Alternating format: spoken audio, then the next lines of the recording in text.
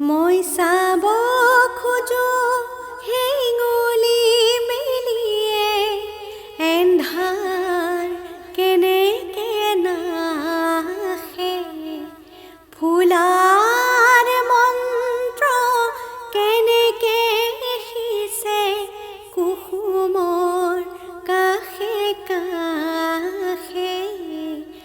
উদং বতাহৰ বুকু কেনেকৈ মিঠা সুবাসেৰে ভৰে সাৰ পাম মই পুতি নিশাতে নিয়ৰ যেতিয়া সৰে বাটৰ শুকান ধূলি সেমেকা যিটো প্ৰহৰে কৰে